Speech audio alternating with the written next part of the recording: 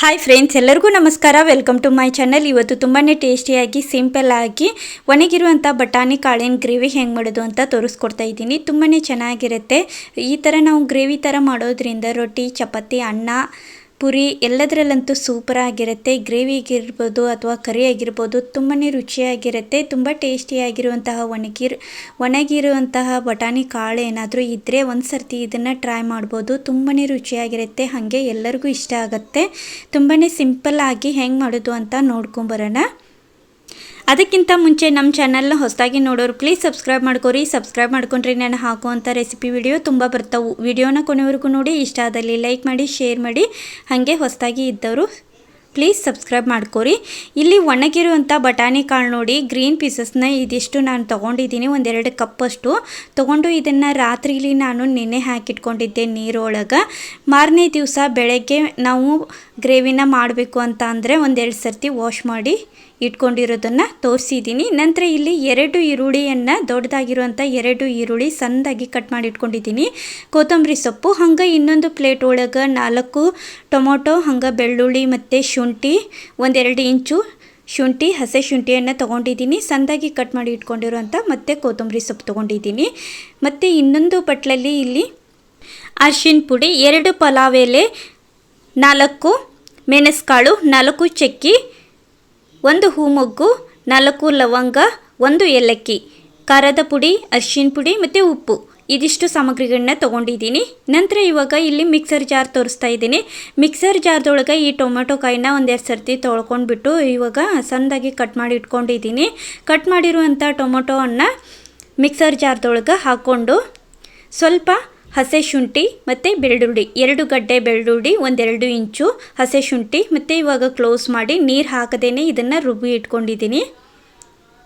ನೋಡಿ, ಈ ಥರ ಪೇಸ್ಟ್ ಥರ ಮಾಡ್ಕೊಂಡಾದಮೇಲೆ ಇಲ್ಲಿ ಬಾಣಲೆನೇ ಇಟ್ಕೊಂಡೆ. ಅದಕ್ಕೆ 1 ಚಮಚದಷ್ಟು ಎಣ್ಣೆ ಹಾಕ್ಕೊಳ್ತಾ ಇದ್ದೀನಿ. ಎಣ್ಣೆ ಸ್ವಲ್ಪ ಬಿಸಿ ಆಗಬೇಕು.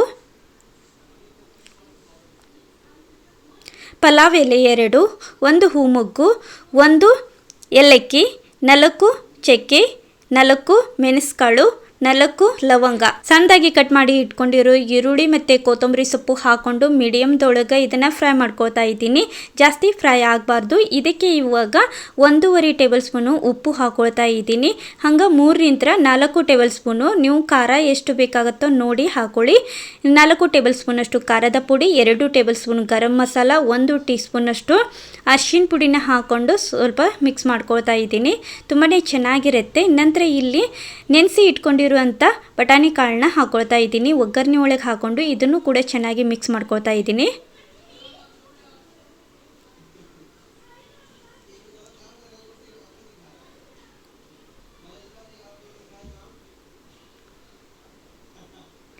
ನೋಡಿ, ಚೆನ್ನಾಗಿ ಮಿಕ್ಸ್ ಆದಮೇಲೆ ಇಲ್ಲಿ ರುಬ್ಬಿ ಇಟ್ಕೊಂಡಿರುವಂಥ ಟೊಮೊಟೊ ಪೇಸ್ಟ್ ಹಾಕ್ಕೊಳ್ತಾ ಇದ್ದೀನಿ. ಹಾಕ್ಕೊಂಡು ಇದು ಕೂಡ ಚೆನ್ನಾಗಿ ಮಿಕ್ಸ್ ಮಾಡ್ಕೊಳ್ತಾ ಇದ್ದೀನಿ.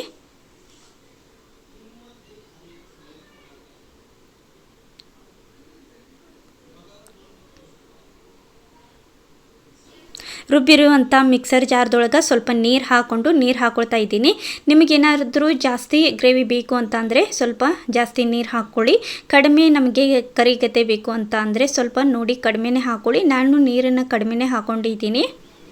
ಇದಿಷ್ಟು ನೀರು ಹಾಕ್ಕೊಂಡು ಚೆನ್ನಾಗಿ 1-2 ಸರ್ತಿ ಮಿಕ್ಸ್ ಮಾಡಿಕೊಂಡು ಕುಕ್ಕರಲ್ಲಿ 4-5 ವಿಸಿಲ್ ಮಾಡಲಿಕ್ಕೆ ಇಡ್ತಾ ಇದ್ದೀನಿ. ಚೆನ್ನಾಗಿ 1-2 ಸರ್ತಿ ಮಿಕ್ಸ್ ಮಾಡ್ಕೊಳ್ಳಿ. ಮಿಕ್ಸ್ ಮಾಡ್ಕೊಂಡಾದಮೇಲೆ ಇವಾಗ ಗ್ಯಾಸ್ ಹಚ್ಚಿ ಇಲ್ಲಿ ಕುಕ್ಕರ್ ಇಟ್ಕೊಂಡು ಅದಕ್ಕೆ ಸ್ವಲ್ಪ ನೀರು ಹಾಕ್ತಾ ಇದ್ದೀನಿ. ಕೆಳಗಡೆ ಒಂದು ಪ್ಲೇಟ್ನ ಇಟ್ಟು ಮೇಲೆ ಸ್ವಲ್ಪ ನೀರು ಹಾಕ್ಕೊಂಡು ನಂತರ ಇಲ್ಲಿ ನೋಡಿ ಈ ಪಾತ್ರೆಯನ್ನು ಕುಕ್ಕರ್ ಒಳಗಿಟ್ಟು 4-5 ವಿಸಿಲ್ ಮಾಡ್ತಾ ಇದ್ದೀನಿ. ಕ್ಲೋಸ್ ಮಾಡಿ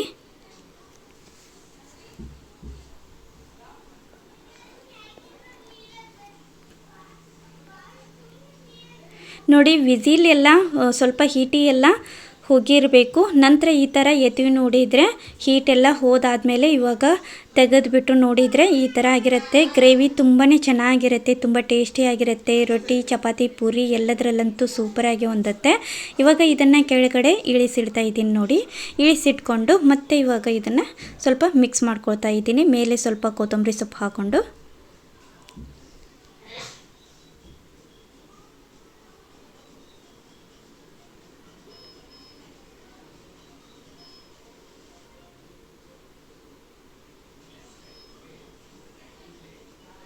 ನೋಡಿ ತುಂಬಾ ರುಚಿಯಾಗಿರುತ್ತೆ.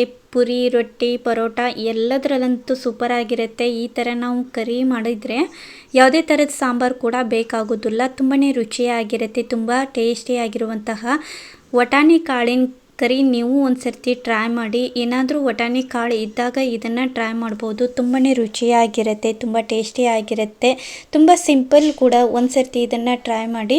ಈ ಸಿಂಪಲ್ ರೆಸಿಪಿ ನಿಮ್ಮೆಲ್ಲರಿಗೂ ಇಷ್ಟ ಆಗೈತೆ ಅಂತ ಅಂದ್ಕೊಂಡಿದ್ದೀನಿ. ಇಷ್ಟ ಆದಲ್ಲಿ ಲೈಕ್ ಮಾಡಿ, ಶೇರ್ ಮಾಡಿ. ಹೊಸದಾಗಿ ನೋಡೋರು ಪ್ಲೀಸ್ ಸಬ್ಸ್ಕ್ರೈಬ್ ಮಾಡ್ಕೊರಿ.